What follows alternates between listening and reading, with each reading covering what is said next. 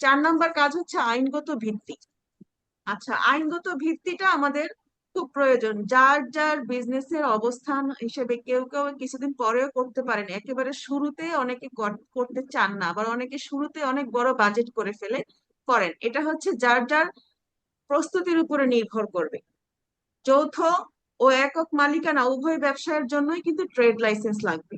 ট্যাক্সের জন্য tin certificate, ভ্যাটের জন্য বিন সার্টিফিকেট। তা সাধারণত আমার যেটা আছে যে ট্রেড লাইসেন্স, টিন সার্টিফিকেট, এগুলো আমার আছে। বিন সার্টিফিকেট আমি এখনো হাত দিইনি।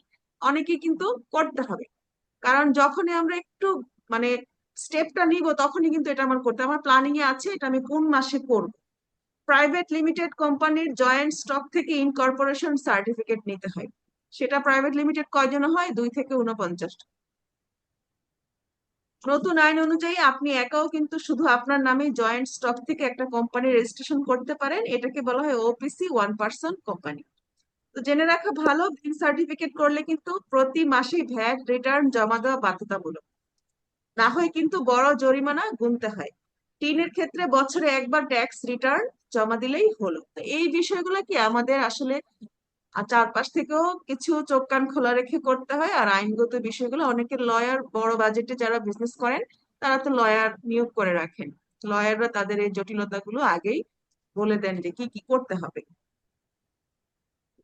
যেসব উদ্যোক্তা ব্র্যান্ড দাঁড় করাতে চান তারা অবশ্যই ট্রেডমার্ক করে নেবেন। পরবর্তীতে কি হয়, অনেক ইনভেস্ট করার পর দেখা যায় যে আমার এই নামটা আর নেই। এখানে আমি ট্রেডমার্ক করতে যেয়ে দেখলাম যে আমি এটা পাচ্ছি না। তার মানে তখন আমার অনেক টাকা লস হলো। সেজন্য আমার প্রথমেই নামটা, ব্র্যান্ড নেমটা চুজ করেই কিন্তু আমাকে দেখতে হবে। এক হচ্ছে ওই যে ওদিন বলেছিলাম যে ডোমেনটা আছে কিনা এই নেমটা, আর হচ্ছে ট্রেডমার্কের ওইখানে যোগাযোগ করে দেখতে হবে যে নামটা অন্য কোথাও অন্য কেউ করে রেখেছে কিনা, না হলে আমি এটা নিতে পারবো। সো প্রথমেই ট্রেডমার্ক করে ফেলা ভালো। যাই হোক, আর কি আছে? ইম্পোর্ট এক্সপোর্টের জন্য চেম্বার অফ কমার্সের মেম্বারশিপ, আইআরসি, ইআরসি সার্টিফিকেট নিতে হয়। তো যারা করেন তারা তো জানেনই। এত সব কাগজপত্রের কথা শুনে ভয় পাওয়ার কিছু নেই, কারণ আসলে এই বইটা কিন্তু আমাদের মতন এসএমইদের জন্য লেখা হয়েছে, যারা হচ্ছে অনেকে এটা জানেও না।